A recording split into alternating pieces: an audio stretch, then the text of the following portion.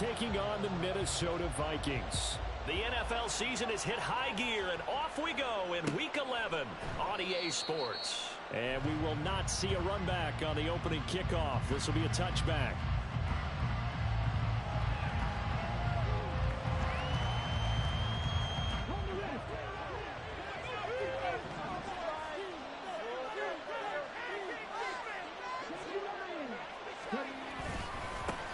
Drive starts with a run from Gibbs. And he can only manage to get a couple. 2nd and 8 coming up. You look at this defense for the Vikings. They put together a strong effort last week in the win over the Bears, CD. I don't know what the actual percentages are. I don't know the analytics on when you create 5 turnovers or takeaways in a game. But coaches have always told me, when you create a number that high, your chances of winning probably up over 98%. 2nd down, and they go back to Gibbs. 9 yards to pick up there, and it's a 1st down. Well, there's plenty of real estate for him to maneuver on that run, and let's face it, it shouldn't be a surprise. He's one of the better backs in the league. Had to come into this game with the idea, slow him down, otherwise it's going to be a long afternoon. So from the 36 now, 1st and 10.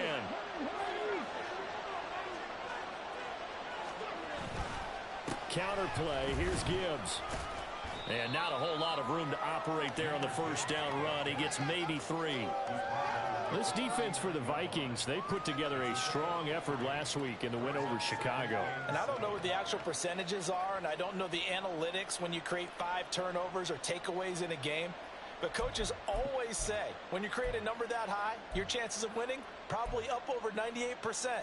I haven't seen that number quantified, but I believe them. Ball on the 39. Here's 2nd down and 7. Now they'll switch it up here and look to throw. And that'll fall incomplete. He was hit just as he let that go. And now it's 3rd down. So many times we've seen him try to escape the pocket and do something with his legs, but in this case, the pressure was too intense, and he made the wise choice to just get rid of the football and make sure no one was going to get it. On 3rd down, Hughes. Able to find the open man. That's complete. Down the left sideline. Touchdown! Amon-Ra St. Brown. His 9th touchdown of the season. And the Lions will jump on top with the game's first score here this afternoon.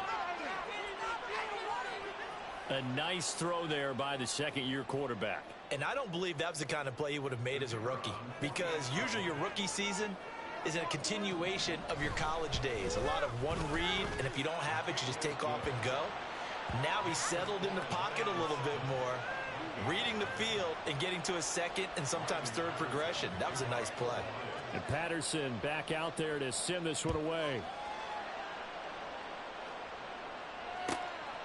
And this will be a touchback as that sails over the end line.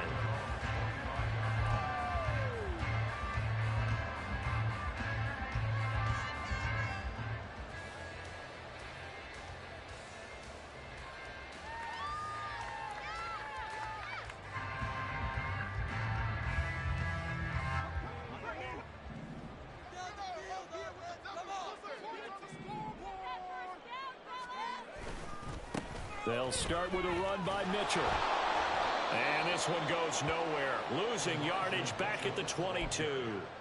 That's going to wind up a loss of a full 3 yards on 1st down. This defense is a difficult one to prepare for, one of the best in the league. They'll come at you from all angles, and they did a nice job there stopping him for a loss. Looking to throw on 2nd down. Hand.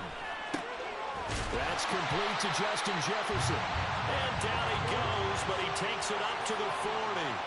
18 yards the gain for number 18. Those are the kinds of plays right there that show you why he's the number 3 man in the NFL in terms of receiving yards. Also tells you there's a full combination of what he's got going in his game. You name it, from route running to catching the football. That's why he's able to produce those types of numbers.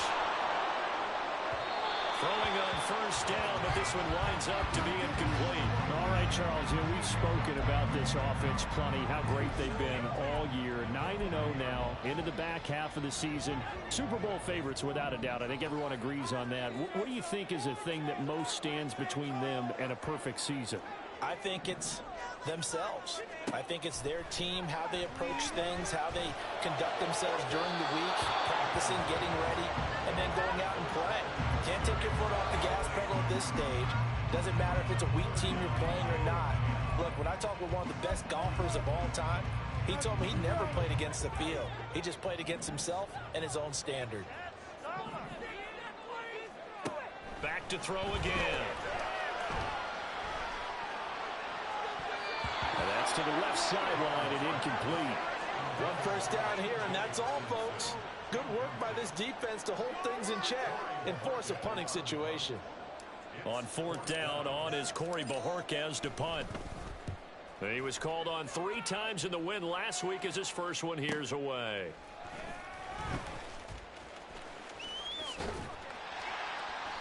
Nice punt, but good work on the return to get back 11 yards. And the Lions will take over.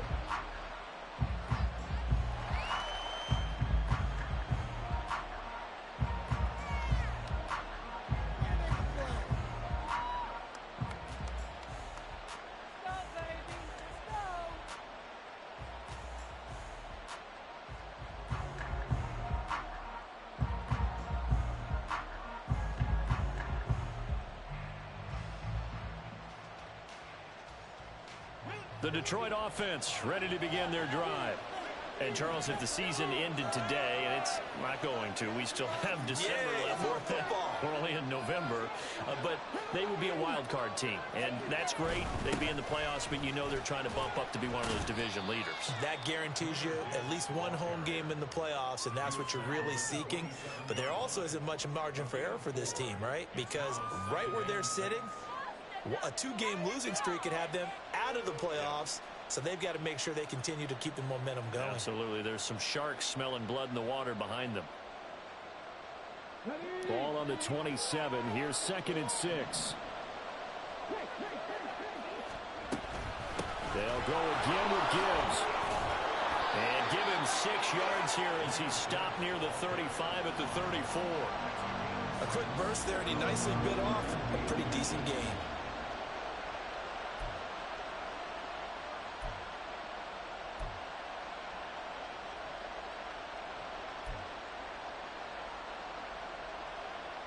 Here comes 3rd and the length of the football.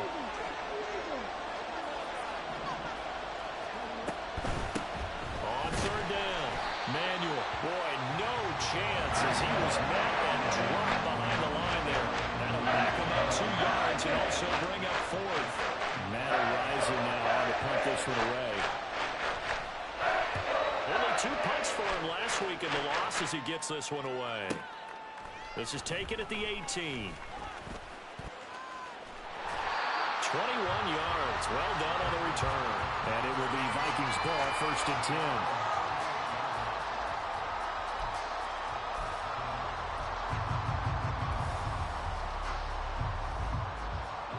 10. Here are the Vikings now to start their next drive. And it's only November, but the playoffs, we know how it works. They'll be here before you know it. If it ended today, they would be the #1 seed. And that's a great spot to be in, but I love the phrase, if it ended today.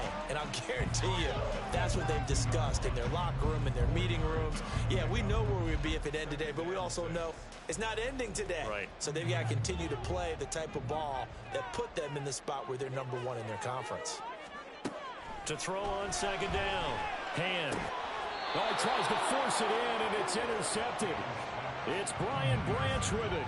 So this is something we didn't see at all from this offense in the victory last week. That's a turnover. They didn't have any, but giving the ball away here in the opening quarter. I love the surprise in your voice because it's exactly what you stated. Didn't see it last week, but it's a key to their win. And it'll be a key to this game as well, protecting the football. Didn't get it done there.